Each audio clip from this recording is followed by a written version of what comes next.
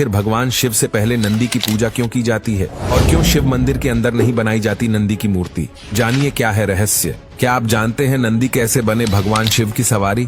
आखिर नंदी के कान में क्या बोलने से महादेव प्रसन्न होते हैं? क्या है इसके पीछे की कथा? आइए जानते हैं इस वीडियो में। मगर उससे पहले हर हर महादेव कमेंट करना ना भूले। महादेव सब कुछ है। इस संसार में सभी शिव है। शिव ही आदि है और शिव ही अंत है। और जब जब हम महादेव की बात करें तो प्रभु के साथ जुड़े नंदी को हम कैसे भूल सकते हैं? जहाँ पर भी भगवान शिव की पूजा होती है उस स्थान पर नंदी को भी याद किया जाता है। हर मंदिर में देखा जाता है कि भगवान शिव के सामने ही उनके वहाँ नंदी की मूर्ति स्थापित होती है। जिस प्रकार भगवान शिव के दर्शन और पूजन का महत्व है उसी प्रकार नंदी का दर्शन भी किया जाता है। नंदी भगवान शिव के वाहन ही नहीं है, वे उनके परम भक्त भी है। कहा जाता है कि अगर अपनी मनोकामना नंदी के कान में कही जाए तो वे भगवान शिव तक उसे जरूर पहुंचाते हैं। आपने देखा होगा कि नंदी मंदिर के बाहर विराजमान होते हैं। कहा जाता है कि नंदी बाहर इसलिए विराजमान होते हैं ताकि भक्त आसानी से उन तक अपनी बात पहुंचा सके। शास्त्र में इस बात का जिक्र किया गया है कि स्वयं भगवान शिव जी ने नंदी को ये वरदान दिया था कि जो तुम्हारे कान में आकर अपनी मनोकामना कहेगा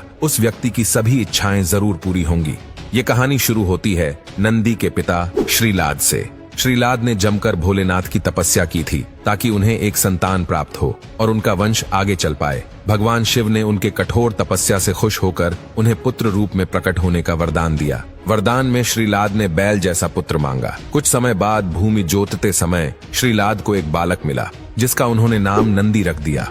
जब नंदी को अपने अल्पाई होने के बारे में पता चला तो महादेव की आराधना से मृत्यु को जीतने के लिए वे वन में चला गया और वहां जाकर उसने शिव का ध्यान करना शुरू कर दिया। भगवान शंकर नंदी के तप से प्रसन्न हो गए और उसे वरदान दे दिया कि नंदी तो मृत्यु और भय से हमेशा हमेशा के लिए मुक्त हो। मैं तुम्हें अजर और अमर होने का वरदान देता हूँ। नंदी कैलाश पर भगवान शिव की निरंतर सेवा और आराधना करता था। कोई भी महादेव से मिलने आता तो पहले नंदी से मिलना अनिवार्य हो गया था। फिर एक दिन श्रीलाद महादेव के पास एक अजीब विडंबना लेकर पहुंचे। दरअसल श्रीलाद ने संतान का वरदान इसलिए मांगा था क्योंकि उनकी कोई संतान नहीं बची थी और अब सिर्फ नंदी ही था, लेकिन वो भी महादेव की सेवा में व्यस्त था। इस वजह से श्रीलाद को लगा कि उसका वरदान पूरा ही नहीं हुआ क्योंकि उसे पिता का सुख ही नहीं मिला। ये सुनकर महादेव ने नंदी को बुलाया। महादेव स्वयं नंदी से प्रेम करते थे, लेकिन उन्होंने फिर भी नंदी को कहा कि उसे पुत्र होने का दायित्व निभाना होगा। जिसके बाद महादेव ने नंदी को श्रीलाद के साथ जाने को कहा। महादेव से दूर होने की पीड़ा नंदी को परेशान करती रही और उसने खाना पीना छोड़ दिया और वे काफी चिंतन में जीवन व्यतीत करने लगा।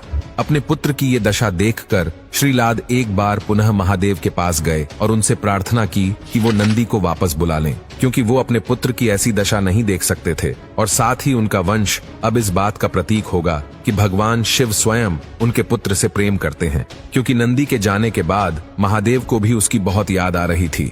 नंदी के इस अतुल्य प्रेम को देखकर ही महादेव ने उसे वरदान दिया कि कोई भी प्रार्थना अगर महादेव तक पहुंचानी हो तो नंदी के कान में उसे बोल दिया जाए। ये प्रार्थना सीधा महादेव तक पहुंच जाएगी। यहाँ तक कि माता पार्वती ने भी भगवान शिव तक संदेश पहुंचाने के लिए नंदी के कान में ही बोला था। नंदी सदैव भगवान शिव के साथ ही रहते हैं। इसके बाद देवों के देव महादेव ने माता पार्वती की सहमति से सभी गणों, गणेश और वेदों के समक्ष गणों के अधिपति के रूप में नंदी का अभिषेक करवाया।